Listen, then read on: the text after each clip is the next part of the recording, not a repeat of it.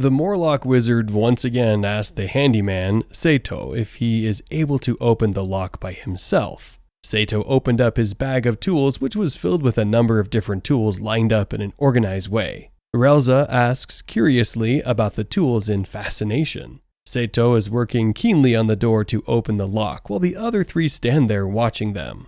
Relza is worried if he is unable to open the lock and activates the trap while trying to open the door. Lafanpan tells her that she herself wanted a skilled thief as her ally. Just then, with the help of his tools, Sato manages to open the door. Everyone is amazed by his work and appreciates him. Sato pulls the door, but everyone is surprised to see another door behind it. Lafanpan comments that room is really secured well, so that no one can enter it. Sato again starts working on opening the lock, but strangely finds it difficult to unlock. The Morlock wizard tells him that the door is locked with a magic seal, and that is why he's unable to open it. With the help of the wizard's magic, he is able to open the door successfully. They open the door and find a treasure box inside the room. They cheered up upon seeing the treasure chest and encourage Sato to open the treasure box as well. All of them step inside the room and Sato starts his work on the treasure chest. Sato recalls his memory from the other world where he works as a locksmith to open up the locks.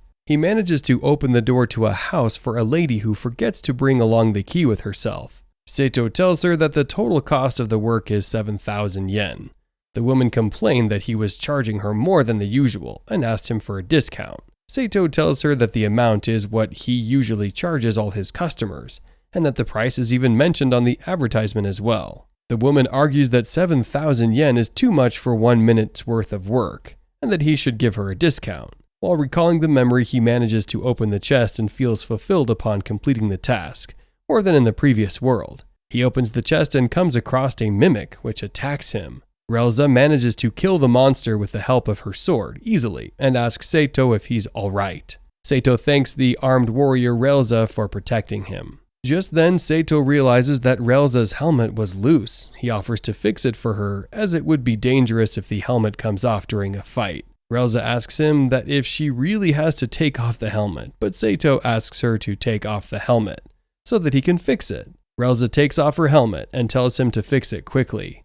Sato tells her that it will only take a little while to fix it. He sits down and begins his work on the helmet. Relza appreciates his work by saying that he really can fix anything.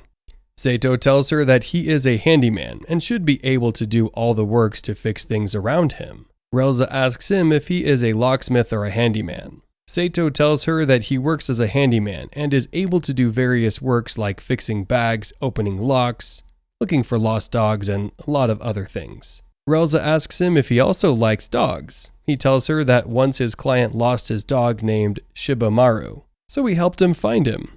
Relza laughs upon hearing the strange dog name and unconsciously touches her scar on the face and tells him that he is amazing for doing all the things. After taking the chest outside, all of them are sitting in the fields around mountains while the wizard Morlock was busy.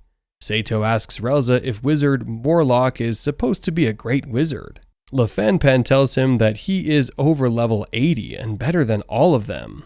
Then she reveals that Morlock is level 80, while Relza is level 41, she herself is level 35, and Sato is level 8. Relza tells him that he is great, but he often forgets his incarnations, and that he even forgets where they were supposed to regroup. They share the memory with him and tell him that they keep waiting for him for a long time, but he didn't show up, so they went into the dungeon ahead of him. They tell him that he then used teleportation magic to catch up to them later. They tell him he made a blunder while calculating his coordinates and fused him with a golem. Sato asks them how he manages to help them. Relza tells them that he helped him as he was fused with a golem. They share another incident with him and tell him that another time he forgot his incantations and was kicked out of his own party. Relza tells him that he forgot about them and that they were worried about him because he disappeared and then appeared again with the undead. They hardly managed to get out of there. After that, they tell him another incident where all of them died and only the Morlock managed to survive. The old man's energy was drained completely, but he still manages to drag all their bodies behind him and escape to the surface. Morlock saved their lives by selling all their weapons and bringing them to the church. She then remembers and asked Morlock why he didn't sell only her armor. Morlock replies by saying that he forgot to sell the armor. They continue their journey. Just then, the Morlock complained of hurting his back. Divine Magician Lafanpan manages to heal him with a pain relief and improved blood circulation. During the journey, Lafanpan helps them to recover, but also expects to get paid as well. She finishes her job and asks for a gold coin in return. Morlock complains that she is being greedy and asks for money, even though they are allies. She thanks him for the money, and then puts the coin in her bag. After seeing the large size of the bag, Sato offers to carry the bag for her. He mentions that even if she uses her magic to carry the bag, it's still heavy for her. Sato offers to make a bag for her, to which she agrees. He tells her that he used to work in home improvement centers and that he is used to working on the locks and on the bags as well. He cuts the fabric for the bag and custom tailors it for her, size and wings. He then presents her the bag and asks her to try it out. Lafanpan likes the bag and asks for the price of the bag. Sato declines her offer by saying that she didn't have to pay for the bag, but Lafanpan tells him that he should be compensated for his labor. Sato tells her that Morlock is always helping him with his magic, so she can make his back better. Morlock asks him if he is sure to be compensated in this way. Lafanpan comments that she doesn't like this kind of thing, but still helps Morlock with pain relief and improved blood circulation. Morlock tells them that the healing process is working even better than before. Since that day, Lafanpan takes care of his back pain even more than before. Sato is working on his work with the help of a measuring tape. He measures the length in centimeters and millimeters. Upon hearing the terms, both Lafanpan and Relza inquire about the terms. Sato tells them that they are units of measurements in this world, and asks them what unit they use in their world for measurement. Relza tells them that they use Madereca as a unit of length. Relza tells him that Lafanpan is roughly 1 Madereca. Sato then calculates that 1 Madereca almost equals to 30 centimeters. Sato then wonders about the inspiration behind the unit. Morlock tells him that the story behind the unit belongs to the king Madereca I from a long time ago. He tells them that the king had a long weenie and that he used it to reproduce 300 children. The scholars of that time used it as the basis of unit based on the length equals 1 Madereca. Relza comments that the story is awful. Sato wonders what length was indeed long by looking at Lafanpan. Lafanpan tells him not to look at her like that and gets embarrassed. At night, Dwarf Magician is traveling through the forest. Although it is unusual in his family, but because of his high aptitude, he became a magician. His magic is simple. He first endured the enemy's attacks and then attacks them with a spell caster. He cares for no one, and no one cares for him. He is used to living alone, but a little puppy accompanies him all the time, hidden in his helmet. He ponders that sometimes the nights become very lonely for him. Back at the cave, both man and woman are eating together. The man mentions how they have traveled so long to the 13th floor. The girl agrees and comments that it is really dark in the cave. He tells her that from here, their own attack magic won't be effective and that they'll have to cast strengthening magic on their weapons to fight. The girl tells him that they should continue their way, and also tells him to stay behind her as the path ahead is dangerous. Back at the item store, the store girl, Mavina, appreciates Sato about the fact that he also knows about the abacus. Sato tells her that he learned about it when he was a child and that they use 10-finger based numbers. Mavina tells him that they use this system because humans have 10 fingers on their hands. Just then, someone in armor enters the shop. Mavina welcomes the person and asks if they have any medical herbs. Mavina shows her the way and tells the person to look at them. Sato recognizes her for being Relza and comments that he didn't know she has another armor. He declines by saying that he is mistaking her for someone else, but also speaks his name. Sato answers by questioning how she knew his name. If she is not Relza, she then quickly hurries out of the shop to Lafanpan. Lafanpan tells her that if she was curious, she should have gone with Sato. Lafanpan also comments that Sato is pretty amazing for recognizing her. Mavina shows him the blade she bought for 18 gold coins. Sato tells her that it was made of mithril silver, and even though it looks as a dummy blade, it's still worth more than 300 gold coins. Relza is watching them both interact from the window. While continuing their journey in the cave, they are attacked by the monster. Morlock tells Sato to stay behind him but forgets the incantation again. Relza, seeing the situation, quickly kills the monster and comments how Morlock is being forgetful these days. Lafanpan thinks how Relza is really worried for him. Morlock said that Relza has now a role to assist him, and that Lefanpan can have the important role of healing his back. Among this, Sato realizes how he is a burden for them, as he cannot do anything to protect them. He thinks that he can only open locks, and that is enough to ask others to protect him. They are again attacked, and there is no end to the monsters coming out. Morlock wonders if they have taken the wrong path. Morlock tells Relza to stay behind him, and uses fiery heat blast to scythe them all. But he again forgets the incantation. Sato reminds him of the incantation, and he manages to kill all of them. He again gets back pain, and Lefanpan helps him. Relza appreciates him, to which Sato tells her that he thought that if he could memorize the incantations, he could at least help Morlock with his magic, and that he could be an assistant to him. They enter another room where Sato works on a chest lock. Just then he triggers something and falls into the ground. Morlock tells them that they cannot use magic inside there. Sato wakes up in the water, where he is in a seriously injured state. He tried to get up but yells in pain and again fell down. He then thinks that they don't have a rope long enough to help him. He then wonders if others will help to save him, as he is just a handyman for them. He then thinks that this world is just like his world. He remembers all the times he spent with his team. Just then Relza appears and tells him that they have to follow the water flow, as they cannot use magic here. Sato tells them that he thought that they would never come to save him. Morlock tells him that they will never abandon him. Relza offers her help to Sato and gives him support to walk. Now, up against a Hydra, Saito stands facing it with a sword in his hand. Just then, the monster gives out a loud roar, releasing slimy particles from its mouth. These slimy particles make Relza scream in disgust, as she can't seem to handle slimy things. Since Relza can't stand the monster, Saito is filled with a sense of responsibility to attack the monster on his own. This prompts him to charge at the monster without fear. Fortunately for him, just as he does so, Morlock shoots out a magical taser from his staff that causes the monster to feel pain. With the monster in pain, Saito causes the opportunity to strike in multiple times. While this goes on, Morlock continues to hurt the monster with the magic from his staff. Also, Lafa joins in and adds her magic to his to cause the monster as much pain as would prevent it from attacking. After that, the monster is drained of its energy, causing it to die. Since Lafa had assisted him with her magic, Morlock hands her a gold coin as a sign of his appreciation.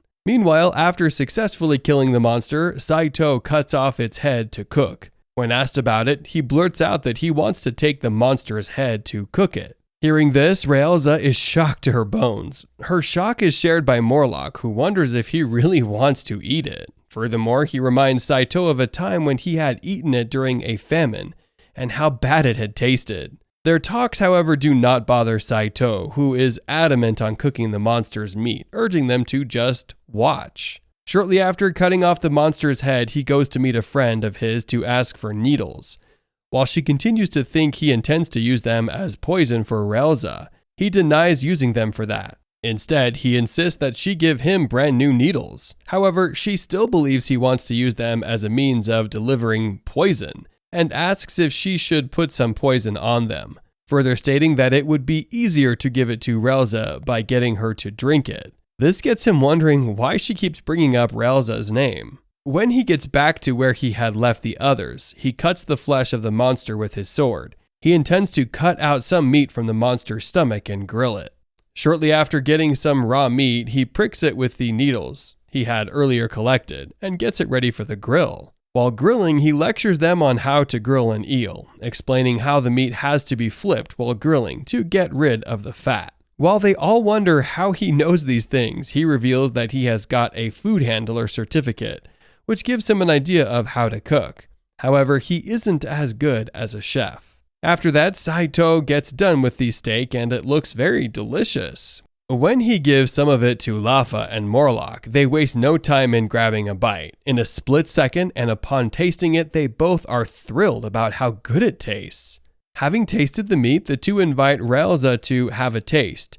She, however, doesn't feel comfortable eating it, most especially since it's coming from Saito. After being convinced to taste it, she finally agrees and reluctantly takes a bite. When she does, the taste of it makes her feel like she is in another realm. With the taste being so good, Relza continues to eat as much as she can. While Saito and Morlock watch her, seeing how the taste of Saito's steak has influenced Relza, Morlock suggests that he opens a shop, promising that he will make a fortune if he does so. However, Saito declines since they can't hunt too many hydras and force them into extinction. Later that day, the four are faced with a treasure chest which has the potential of housing a lot of traps. Looking closely at the treasure chest, Saito suggests that they abandon it. He feels it was a waste and a risk, stating that he had been taught a valuable lesson in his encounter at the no magic area. However, they came across a treasure chest again, and Saito observes this for a while. Afterwards, he brings out his wire cutters and cuts the suspending wires of the treasure chest, one after another. With the first wire cut, Morlock and Lafa are very impressed since he easily cuts down the string wires which have been made by the elves. Having successfully cut down one of the wires, he tries another. This time, the cut wire causes the release of an acidic slime that melts metal. The slime is dropped on Relza, whose metal armor is melted immediately, thus revealing her incredible body and large chest. Seeing her like this, they are all thrilled and left speechless.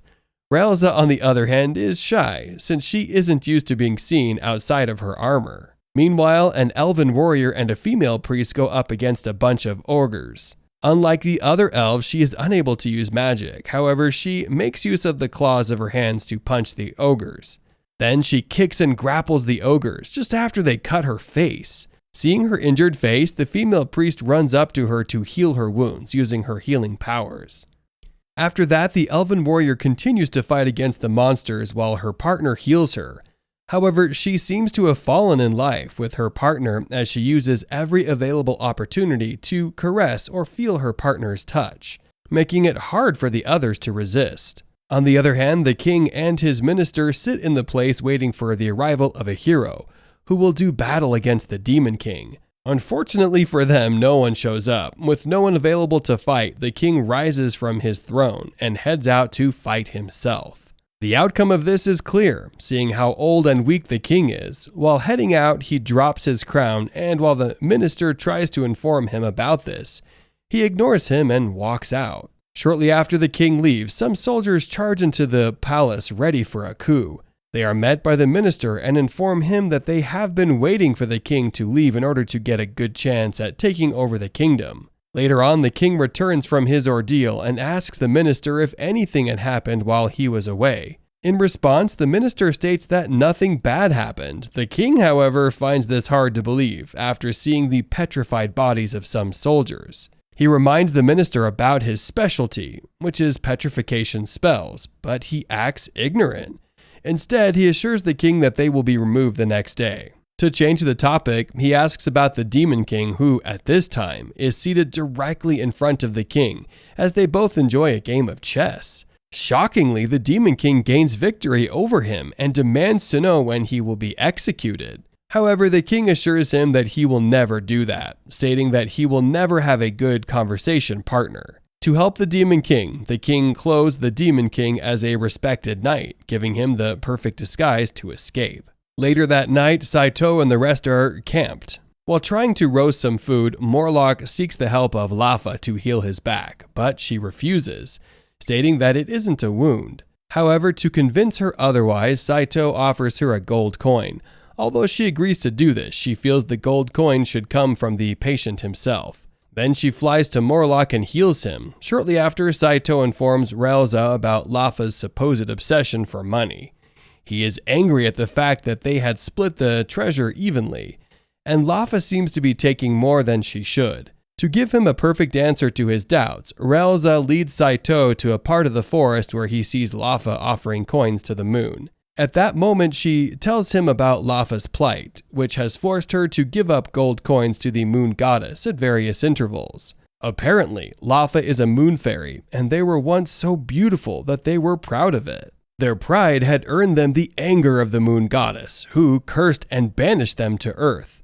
After that, they are forced to offer gold to the moon goddess on the night of the full moon, in order not to grow any smaller. Hearing her story, Saito feels sorry for her and offers to give her his share of his treasure to aid her. However, Raelza informs him that Lafa doesn't like to receive charity more than anything. Upon hearing this, Saito understands that there are things even a handyman like him cannot fix. The next day, the crew are faced with another treasure chest. Just before they open it, Saito asks Lafa to cast a spell on him. He does this, mostly to have a reason to give her some coins. Meanwhile, when he asks for a blessing, Lafa informs him that it will cost him. Without wasting much time, Saito brings out a gold coin as payment. After thanking him for the gold coin, Lafa blesses him just as he had asked her to. Just then, he picks the lock of the treasure chest and opens it. When he opens it, he is disappointed at what he sees, and informs them that he has screwed up. While they are surprised since he had a blessing on him, their disappointment is short-lived when the box drags him and Raelza in. At this point, Morlock realizes that they have just fallen into a teleportation trap. The two are transported to an underground opening. Seeing this, Raelza recognizes it as somewhere underneath the labyrinth. However, she believes the others are where they had left them, since they have strong magical resistance compared to both of them. This makes her doubt the fact that they would fall victim to a teleportation spell. However, they come to realize just how bad the split is. Since they have no one with magic to figure out where they are, with no other choice, the two advance forward with no clue as to where they are going. Being left alone with Raelza makes Saito consider just how useless he is. To further solidify his claims, he feels his only use has been to remind Morlock about his incantations. Due to this, he considers himself dead weight to Raelza, who is a fierce warrior herself. Shortly after setting out, the two are attacked by an iron golem. Observing the monster, Raelza realizes that it is fully wrapped in metal. She tries to find a perfect spot to deliver fatal strikes and does so. However, the monster stands strong, unyielding, and smacks her out of the way. When it advances towards them once more, Raelza rises on her feet and continues to fight against it. Seeing that they stand no chance against the monster, Saito rushes behind it and hops on its back. While this proves to be the perfect distraction, Saito finds his way to the head of the monster. When he gets there, he pours some of the slime which melts metal on it. Having done this, he screams, asking Raelza to finish him off, since his armor had not been taken off. Unfortunately, Raelza's strikes are not fast enough to prevent the monster from squeezing Saito in his hands. With every strike, the monster tightly grips Saito and eventually crushes him to death. Watching him in this state, Raelza is left to come up with a solution. While she thinks of a body preservation spell, she remembers that Morlock and Lafa are not there. Just then, she is reminded of a potion which Morlock had given her earlier called Drops of Life. In order to give it to Saito, she pours it in her mouth and passes it into his. When he wakes up, he is glad to see Morlock and Lafa. However, Lafa informs him about the sacrifice Raelza had to make by giving him a valuable magic potion. Furthermore, Raelza is left pretty embarrassed when Lafa tries to bring up the means in which Raelza had administered the potion. This gets Saito wondering what exactly is going on, most especially seeing how Raelza tries to prevent Lafa from saying anything more. That day, Saito and Laf eavesdrop on Mavena, working as a matchmaker. At the time, she tries to recommend a perfect match for Borg, who seems to want someone way above his league. As old as he is, when he gets shown a woman that matches him, he thinks she is too heavy for him to handle, insisting on wanting someone in their 20s. Hearing him say this, Mavena tries to convince him about how low his level is for his age, making it hard for him to find someone suitable for him. Witnessing this, Saito and Laf are surprised to know that Mavena uses the back of her shop for matchmaking services. Since he is lost at this side of this, Laf urges him to not let anyone see him, but he claims he isn't eavesdropping. Just then, he feels for Borg, who has a low level for his age, making things hard for him. He is, however, shocked that matchmaking services exist in this world. To this, Laf informs him that the kingdom is peaceful, especially since there is equipment and spells anyone can use, making it easier for even women to enter into the workforce. Furthermore, she reveals the fact that there is excessive farming of dungeon treasures, which has led to the reduced payoff of adventurers like them. All those things Laugh thinks have made it hard for anyone to find a good match. Hearing her say all of this, Saito realizes that the occurrences in this world and that of his are so similar. Shortly after, Laugh sees a shocking sight and calls Saito's attention to it. Looking into the matchmaking office, he sees the old Morlock there to make an enquiry. Surprisingly, unlike other clients, Morlock offers Mavena a bouquet of flowers and asks her if she is interested in marrying him. While she abruptly declines his proposal, she asks him to pay the registration fee first. In a brief moment, Relza walks in on him and demands that they head back home. When it seems like he resists, she drags him by the neck and out of the office. While watching this, Laugh informs Saito about how advancement in medical magic has raised life expectancy, making care for elderly people a problem. Later on, the team head into the caves in search of treasure as usual. This time, they are met by a beautiful-looking succubus. While every other person considers her a threat and ready to go at her, Saito is lost in her beauty and walks toward her. Watching him go, Laugh realizes that he has been charmed. Upon realizing this, she tries to dispel it, but is not as fast as Relza, who charges at the succubus angrily in hopes of saving Saito. Seeing how viciously she comes, the succubus flies away, but not before giving Relza a chance to unleash her full-blown berserker mode in order to protect Saito. When the succubus leaves, the focus of the charm switches from it to Relza, and Saito approaches her without restraint. Seeing him come toward her causes Relza to be defenseless and begins to blush. When he tries to kiss her, she pleads with him not to do it now, but fortunately she is saved by Laugh, who dispels the charm just in time. Trying to make fun of Relza, Laugh asks if she would have waited for a little longer. The shy and disappointed Relza at this time urges her to shut up, just as they are about to move further. Saito uses the succubus with Morlock. This makes him shocked since he assumes the succubus has successfully charmed Morlock, and he beckons them to save him. Relza and Laugh are, however, less bothered and inform him that the succubus charm will be unable to work in Morlock, since he has a high charm resistance. At the time, Morlock happens to be making a move on the succubus by offering her flowers, but his fellow adventurers ignore him since they believe he will be dumped and will only return after that. Going further, they encounter a trap that electrocutes people who wear metal. Coming across this, they are unable to go any further. However, this is largely due to Relza, whose entire body is shielded by metal. Due to this, Morlock asks her to take off her armor, and he will send it across with magic. While she finds it hard to do so, Saito offers her his clothes to wear, and she accepts them. After putting on the clothes, they are ready to proceed. Unfortunately, Morlock forgets that he is wielding Relza's armor, and takes the first step into the electrocuting trap. This literally shocks him to his bones. Meanwhile, another adventurous mage exits who uses a very large staff known as the Staff of the World Tree. With this staff, the mage goes up against vicious monsters. Entering the forest, the mage is met by a group of ugly-looking monsters. Seeing them, he tries to use his staff, but he's unable to swing it. This prompts him to devise a different means of attacking the monsters. Upon clearly thinking, he uses the edge of the staff to stab the monsters all at once. On the other hand, a ninja exists. His exceptional skills allow him to step into his opponent's shadow, making them unable to move. Going further, he tries to use his sneak attack against a 400-year-old witch. Unknown to him, the shadow serves as a portal to hell. When he steps on it, he finds himself sinking into it. Not paying much attention to him, he sinks into nothingness. Moments later, he returns from hell in the company of two powerful demons. With the demons, he sets out to get his revenge on the witch.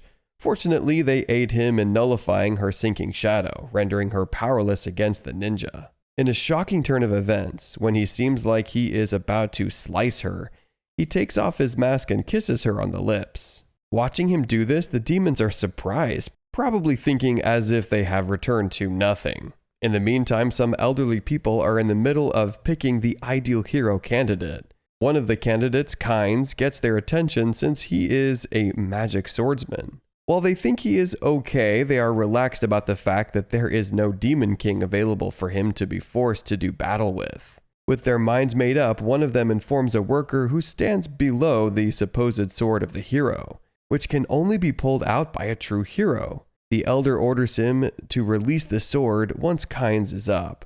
And while the people anticipate the arrival of a hero, they are tensed in anticipation of whether Kynes will pull the sword out or not. In a brief moment he does so, and they are all excited. After that, they consider another person for the mage position. Firstly, they examine Lich. As much as she is cute looking, she's unable to cast a lot of even basic spells. Even though it's clearly obvious that she isn't strong enough to do this, they decide to give her the job solely based on her cuteness. When she gets told about it, she abruptly declines their offer. As a second choice, they consider the priest Mompi. As weird as his name sounds, his skills are ranked below average. However, since his uncle is one of them, they decide to pick him. When he was told about this, his first inquiry was whether there would be girls there. This clearly showed how undeserving he is to be a priest. Back in his room, Saito finds it hard to read the language in the new world. Shortly after, he sees a large book beside him, bounding with a lock. Since that's his specialty, and out of curiosity, he wastes no time in picking the lock. Opening the book, he sees a black shadowy thing with a note, tagging it as a mushroom. While he wonders what it is, Morlock sneaks in from behind, blaming him for seeing it. Hearing Morlock's voice at that moment causes him to scream loudly in fear. Just then, Morlock clarifies that it is truly a mushroom, and a very sweet and addictive one. Still talking, Relza comes in, and seeing the mushroom, she scolds Morlock for leaving her out of it. At this point, Saito realizes that he is the only one without any knowledge of this mushroom. Later on, while trying to cut off a dragon whisker, Saito's wire cutter gets broken. This causes him to be devastated, and Morlock gives him an alternative means, which involves plucking the dragon's whiskers from the roots. Seeing how devastated Saito is, Relza asks if he can't fix the wire cutters, but he states that he isn't a blacksmith. In order to help Saito, Morlock suggests they seek the assistance of a very talented dwarf named Dombine. He describes Dombine as being able to shape metals as he wishes. However, since he always worked quickly, people have accused him of ripping them off. This led him to hate people and eventually decide to retire deep in the caves and lock himself behind a door, which requires 108 keys to open. Although these keys are in his possession, making it very hard for anyone to even think of going in. Surprisingly, these impossibilities do not apply to Saito, as he picks all 108 locks and gains access to Dombine's hideout. Seeing them come in, Dombine is shocked to his bones. He is, however, impressed, and this causes him to immediately fix Saito's wire cutter. As payment, he asks to be given a dragon scale. Seeing how well Dombine fixed the wire cutter, Saito assumed he would be good at something else. Shockingly, the something else he meant was cooking. Hearing him ask that question makes Dombine excited, and he calls them to eat. Just as Saito guessed, Dombine happened to be a very good cook. They all spend the night drinking and feasting until everyone passes out, everyone except Saito and Relza. Alone with Relza, Saito asks about her opinion of a world where women and children can easily get weapons and kill anyone. She, however, doesn't give the answer he expects since she is drunk. At that moment, he believes that having a gun would aid him in battle in this new world. However, he doesn't intend to bring a gun out into this world. Shortly after, he turns around and pleads with Relza to teach him how to fight using a sword. Unfortunately, his plea falls on sleeping ears. The next morning, the others wake up to see that Saito has fallen ill with a cold. In the face of this, both Laugh and Morlock cannot help with their magic. With nothing else left to do, Relza suggests that they go ahead with monster slaying quests for the time being. Hearing her say this, Saito apologizes for being sick, but he states that he isn't so important in the first place. However, that isn't true, since he always reminded Morlock of his spells, protected Laugh, and provided replacement weapons for Relza. After a while, Saito is seated on the bed while Relza charges in with Morlock on her shoulder, pleading that he gets well soon. Shortly after, Saito narrates the incident that led him to this new world. Apparently, he had been fired from his place of work as a handyman, and this led him to be depressed. In his depression, he came in contact with a near-death experience that brought him to this new world and on Relza's bed. When she tries to kill him, she is stopped by Morlock, who informs her that he has no mana in him, which means he isn't from this world. Now healthy, Saito is lost in thought while they eat. He continued to think about how the golem they had fought the other day moved. He tries to figure out if it was magical or mechanical. Meanwhile, the team decide to embark on another treasure hunt. Getting into the labyrinth, they are met by a lot of empty boxes, making them realize how dry the area is. They, however, do not relent and continue to search for any hidden treasure, eventually getting to the location where they had earlier encountered the golem. Looking around, Saito sees a vacuum robot, which should not be in this world. He finds this very thrilling. To open the wall in which the vacuum robot passes through, Morlock makes use of his magic, and this leads them to a whole new expansion for adventurers. The discovery of this place brought enough money to the kingdom. However, Saito hopes he gets to find the vacuum before anyone else. Did you enjoy this recap? If you did, kindly like this video and subscribe to our channel, so we can bring you the recap of the next episode. Until next time, do take care and stay safe.